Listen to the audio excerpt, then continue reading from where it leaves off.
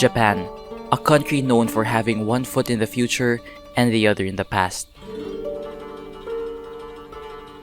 While Japan has rapidly become one of, if not the most technologically advanced nations in the world, it is also recognized for its strong ties to its cultural roots.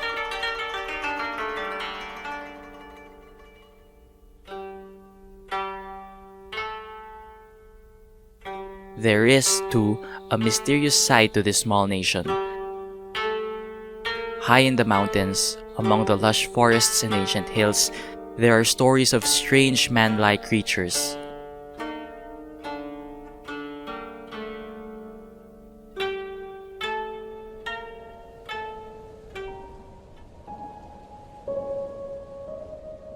July 20th, 1970. Two residents of the small town of Saijo were driving near the Reconstructing Dam. As their truck pulled up near the dam, the two men claimed to have seen an upright gorilla-like creature stride out of the wilderness and walk up to the road, following the Reconstructing River.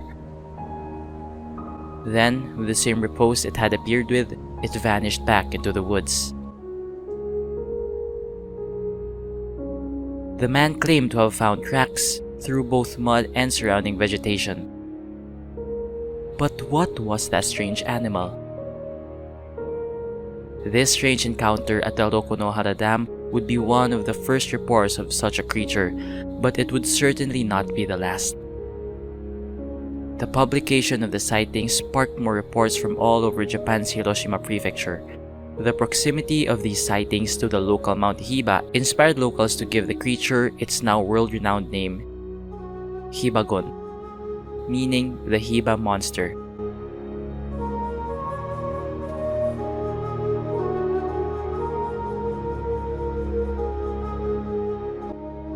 Kyle Brink is an author and investigator living in the shadow of Mount Hiba. He has studied the sightings intensively and has even written a book on the matter entitled Hibagon, Japanese Bigfoot.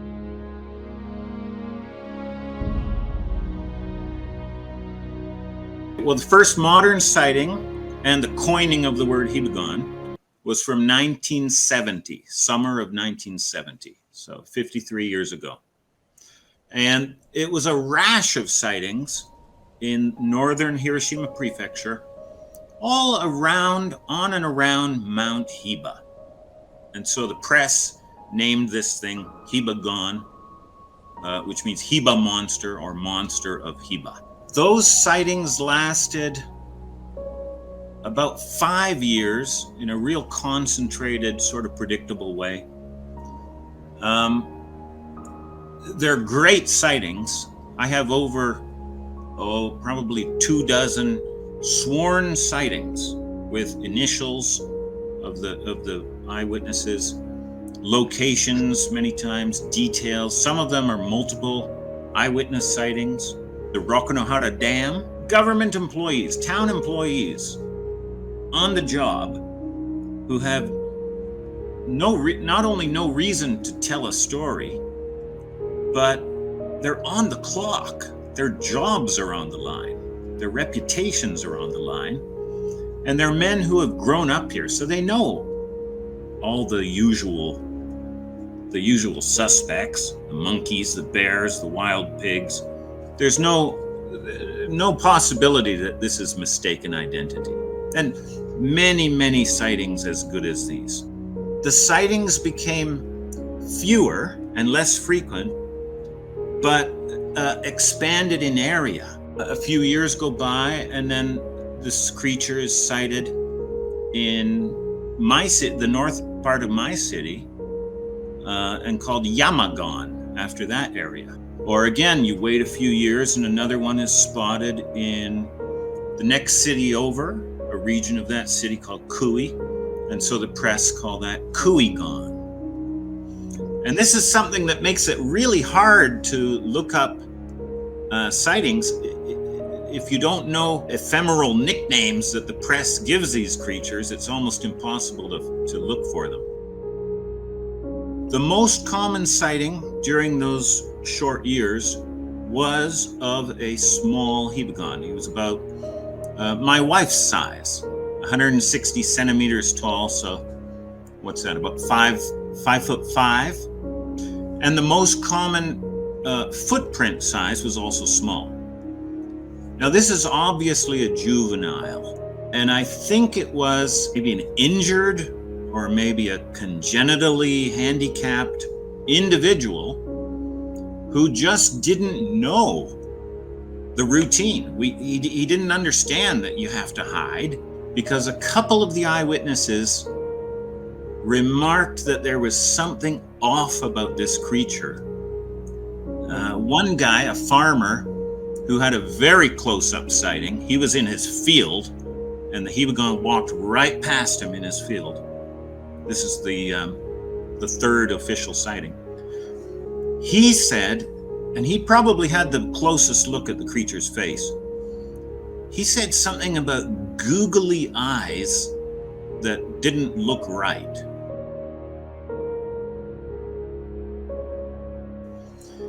NHK did a special down here in Hiroshima on location. They brought in eyewitnesses, and the NHK sketch artist sketched each creature that each eyewitness saw. And we're so lucky to have these, because the TV show was not taped. It was aired live, and that was it. But some guy down here watching it sat down at his TV and took photos of the TV screen. So we have about 6 photos of the TV in a TV museum up in Shobara near Mount Hiba. And it shows 3 sketches which clearly show a baby Hibagon. One is a mama Hibagon with protuberant breasts. There's an outline, like the silhouette of, I would have to take it as a large male. No neck and broad shoulders, your classic Sasquatch profile. We have sporadic sightings into the 80s. And I think the last on record was 1986. It goes all the way back. As far as we can go back in written records, over 1,000 years. Here in Japan, you have it's a fairly narrow, but it's a very long country. It's as long as from London to Moscow. So there are dialects, all different Japanese dialects, different traditions, different legends, even different religions. So lots of different names for these creatures here. Down in the south, where I am, the names tend to connote more of an animal quality. So they're called kurozaru, black monkeys, or kawazaru, river monkeys. Enko, which is translated beastly, hairy beast with long arms who watches and waits. So beastly or animalistic. Up in the north of Japan, the names are more, they lean toward humanness. So they call them ohito, large people, or yamabito, mountain people. And one very memorable quote from up there, up in Tohoku, was, "They are about as big around as sumo wrestlers, but twice as tall." And then from central Japan, and I'm thinking of Gifu, Gunma, Niigata, they have a name for them, Satori, which means consciousness. Consciousness, as if the Hibagon is the consciousness of the forest. The one name I would say that is general all throughout Japan is Oni, back to the 900s. And this is part of this is in the National or Imperial Archives. There were Oni extermination campaigns. So these are incidents where a bunch of the local Oni, which again I'm going to finger as Hibagon, get too rowdy. They get too bold. And they come into town, they come into these villages, and they take women, and they kill people, they kill livestock. And word of this would reach the emperor, and he would send out a military force with a general at its head. And the general is named in the document. Dates are there. The places are there. They went to such and such mountain because such and such village was complaining. And they go up and search out these Oni and destroy them.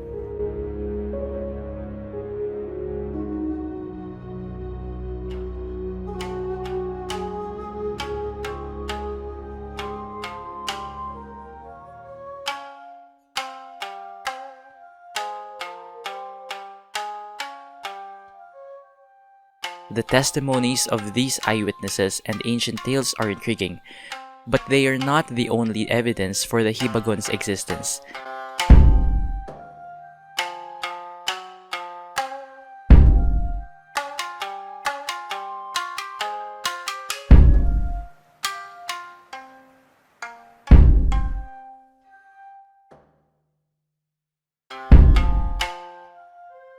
In the spring of 1972, close to the same area as the first reported sighting, this footprint was found left in the snow. Karak St. Laurent, an anthropology graduate from the United States, examines the photograph of the footprint. Unfortunately, there isn't a lot of existing background information on the Saijocho print, but there is a little bit of context with it. We know that the location is supposedly from the Hiroshima prefecture in a town called Saijocho, and it was published first on April 7th, 1972. We do have the one photograph, so we know roughly perhaps what time of year this was. It's left embedded in snow, so it could be during the winter months here. It most likely is.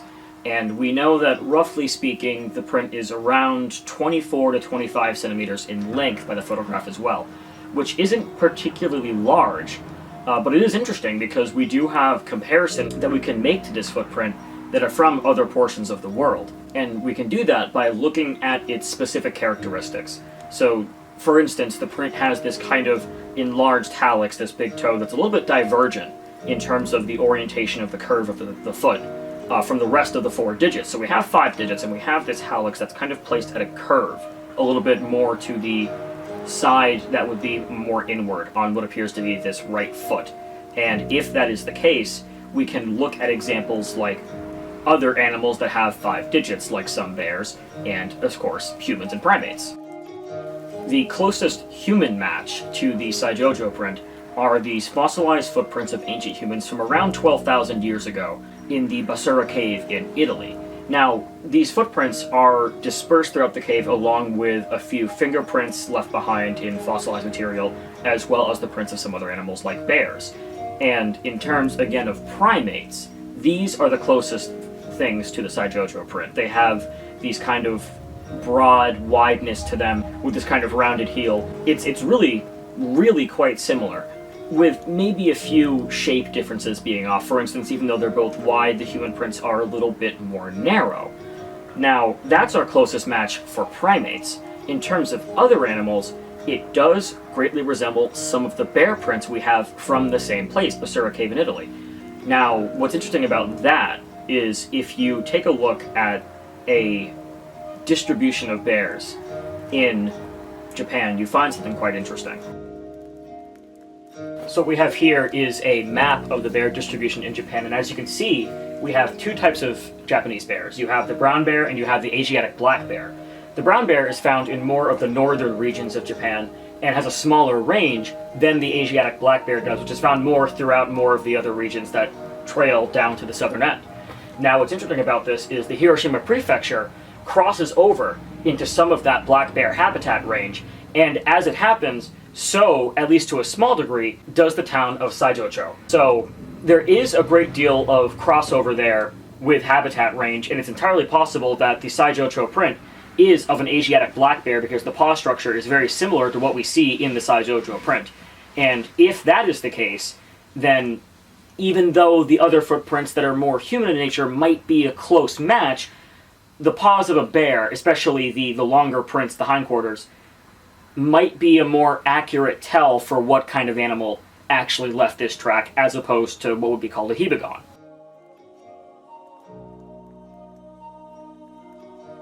Even the Saijocho print, though, is not the only photograph connected to the Hibagon.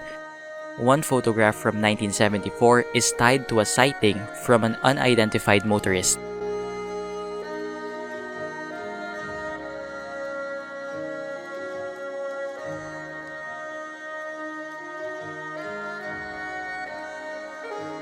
We found footprints and handprints in the snow.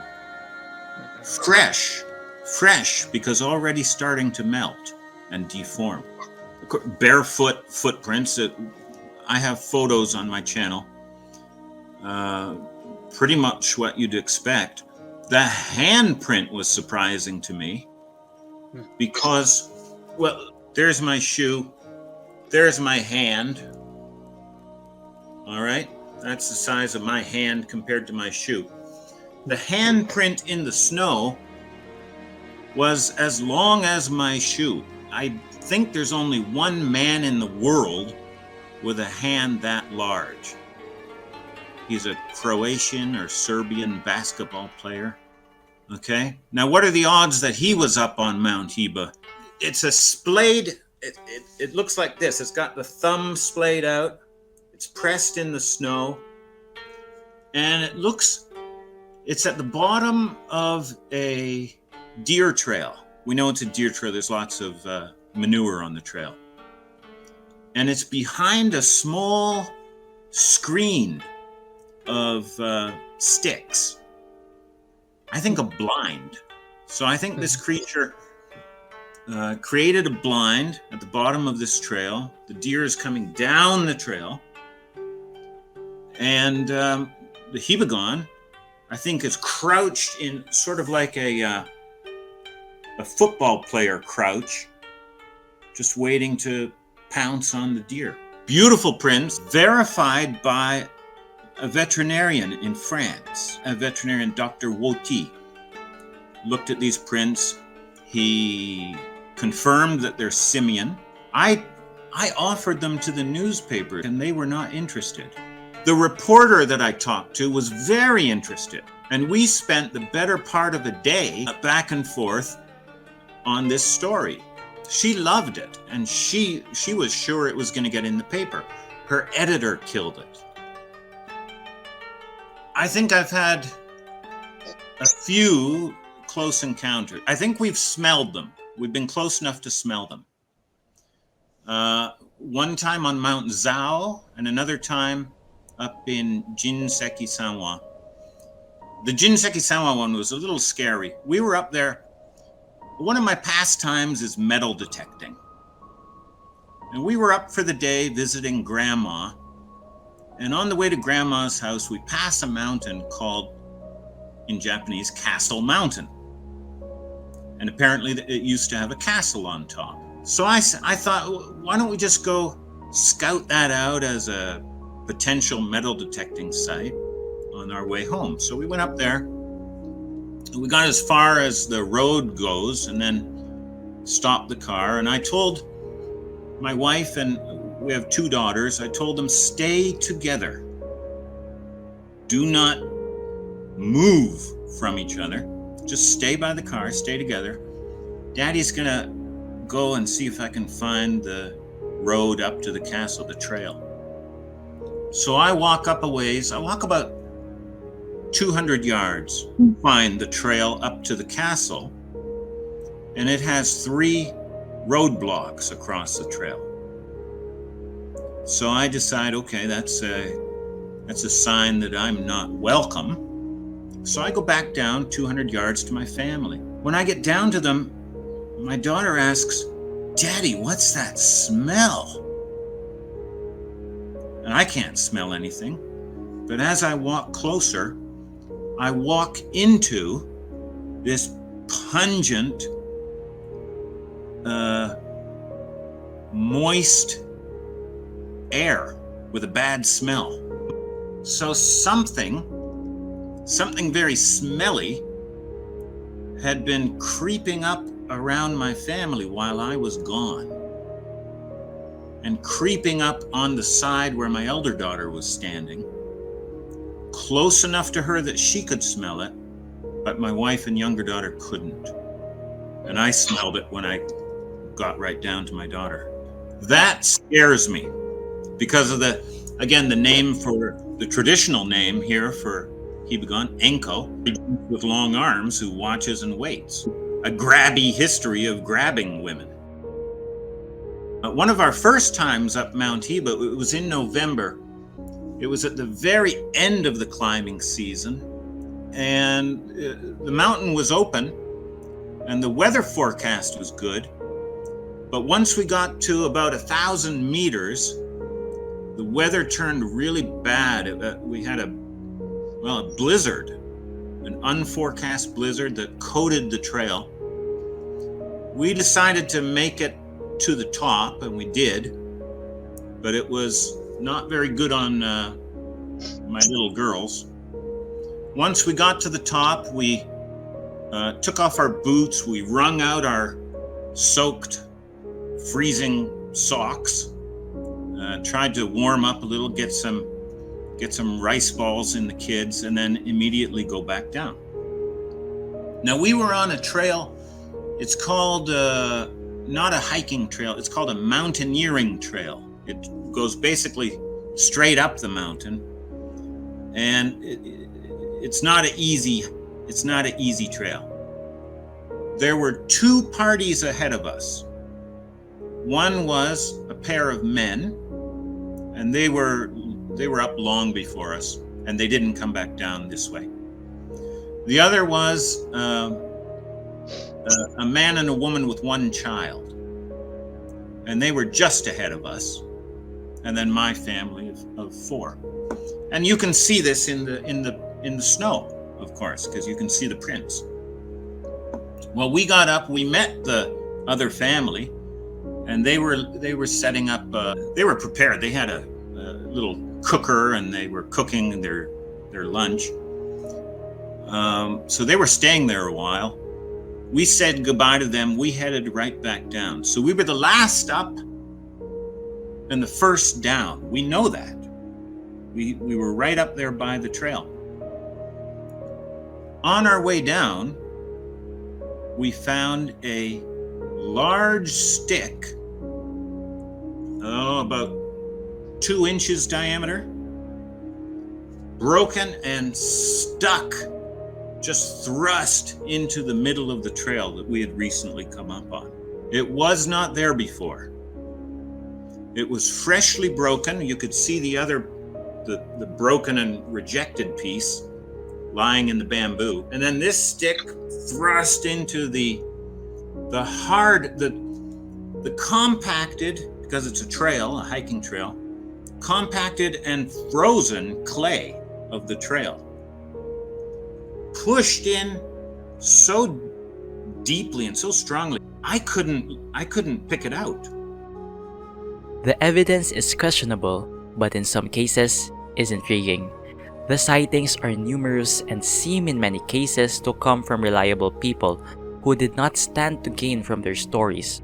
However, one glaring question still haunts the Hibagon subject. If the creatures do exist, where have they gone?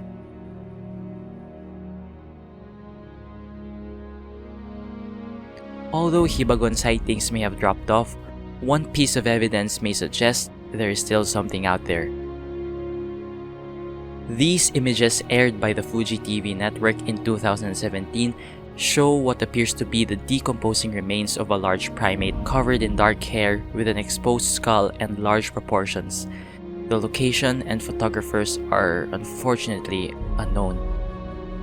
In 2017, Fuji TV, which is one of the top 3 networks here in Japan, it's like your CBS, your ABC, very serious network.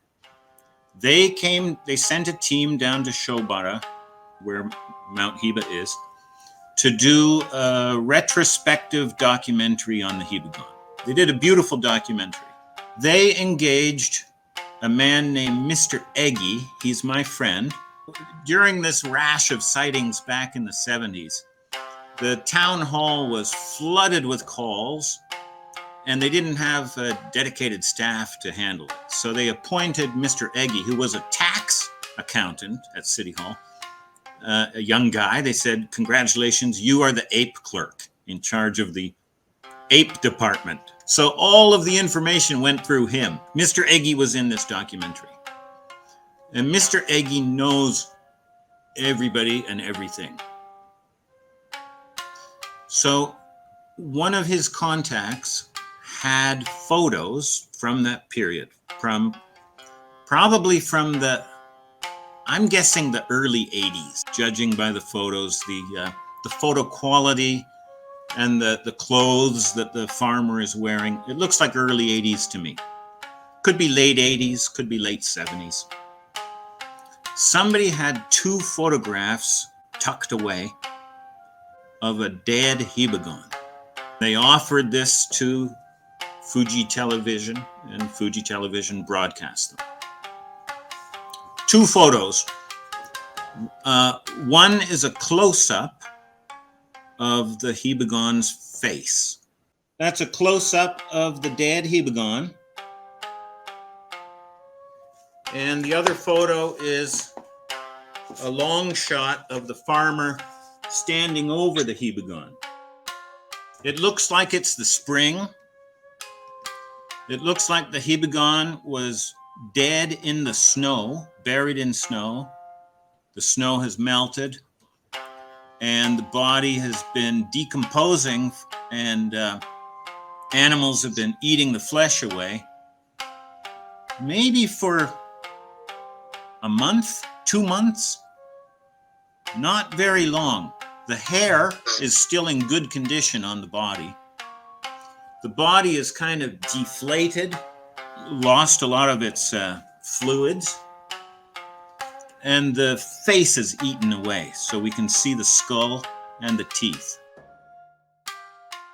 Now, I've taken these photos here in Japan. I've taken them to medical doctors, dentists, and veterinarians, and one primatologist, very reluctant to look at it. But every expert who looks at these photos, I ask them 2 questions. Number 1, is it real? Everybody agrees that it's real.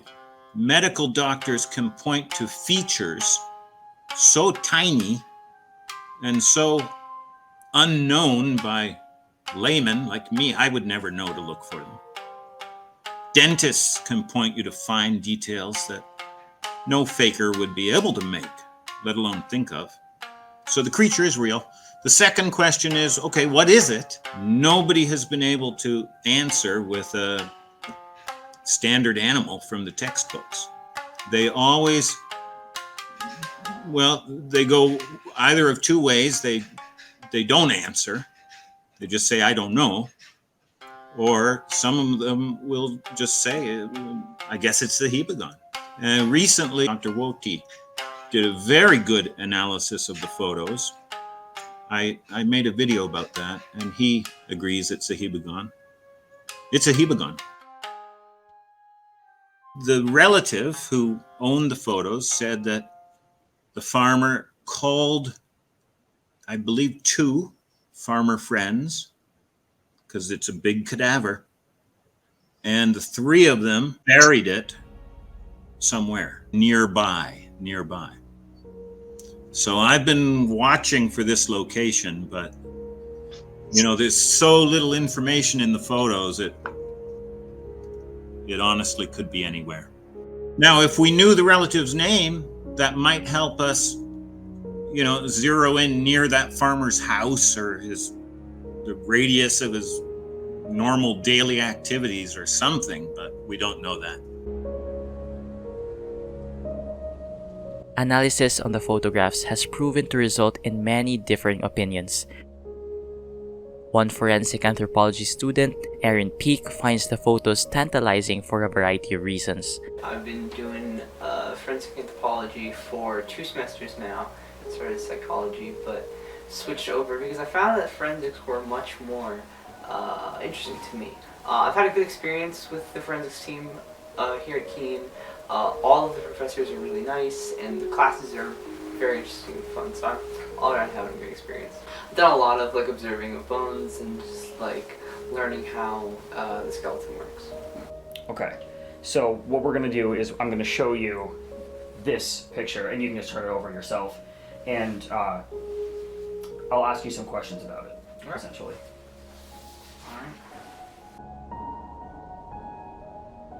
Well, the first thing I notice is the teeth. This thing looks to have at least the proper mammal dental pattern of 3 molars, 2 premolars, a canine, and 2 incisors. So this looks like the bottom of the mandible. I am less familiar with animal skeletons than I am with humans, but this definitely looks like calcinated bones. You can see the marks here are signs of high burning temperatures.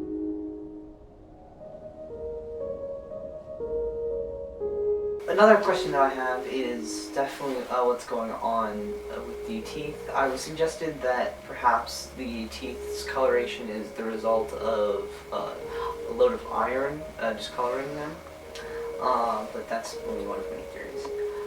One of the things that immediately alarmed me upon first looking at that is that if this is calcified bone, there's a lot of hair still remaining, especially where hair would be on, say, a human head. Which makes me feel like it's glued or stitched on in some way. And there's also the fact of the low quality of the image itself. It's hard to make out specific details, but it definitely looks like real bone, but I'm not entirely certain if it's a real skull.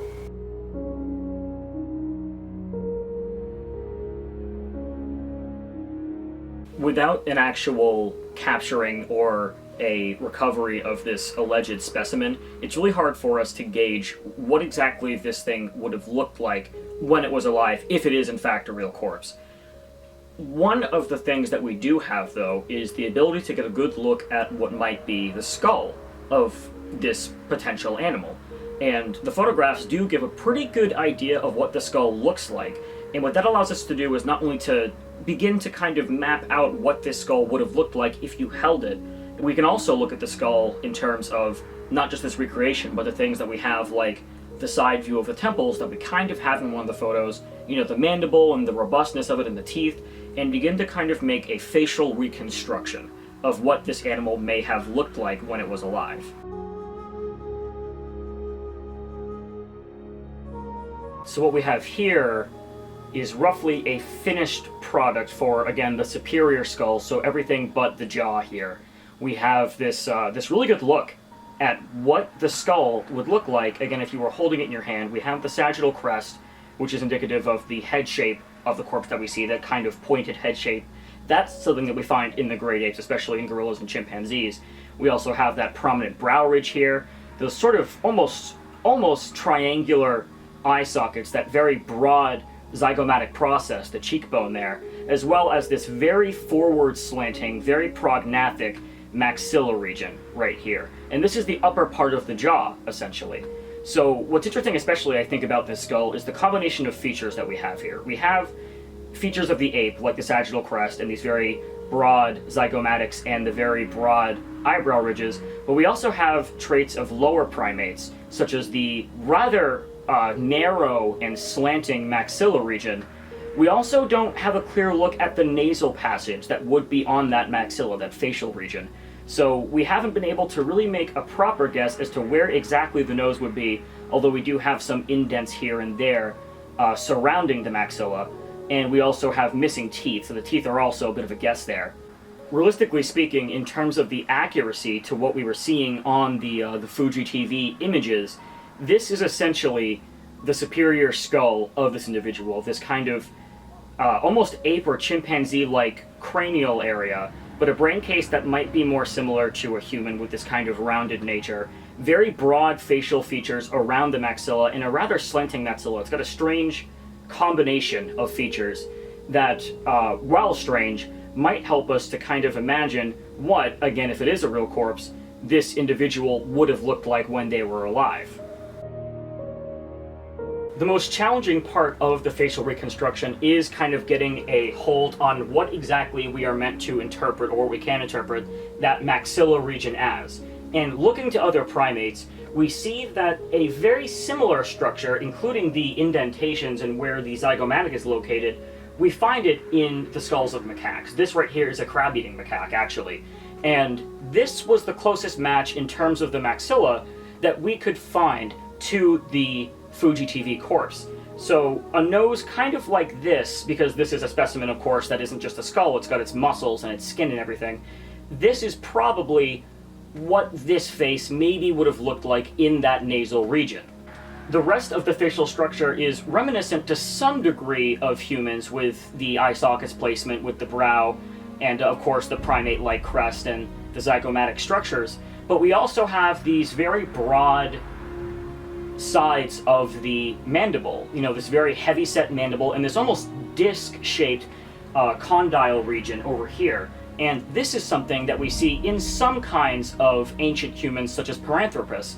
So a Paranthropus model is what we're sort of going to kind of try and roll with in terms of recreating the face of this individual. You have, of course, the sort of very forward slanting, and really there's an overbite here, maxilla, and you've also got the macaque-like nasal region, the robust jaw, these grinding teeth, and of course the very broad zygomatic arches here. Just going off of the base idea of what this skull looked like, a perhaps somewhat conservative recreation of what this individual, if it was even a real individual, would have looked like before decomposition.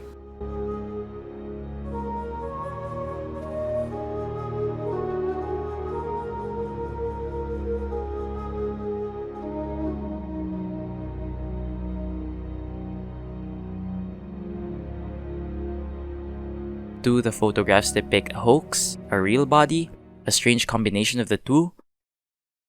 Without any solid background information, the corpse remains a mystery. What of the Hibagon itself? While sightings have not definitely been reported in many years, the Hiroshima prefecture has adopted the legend as a kind of mascot, and the creature, real or imagined, is known the world over.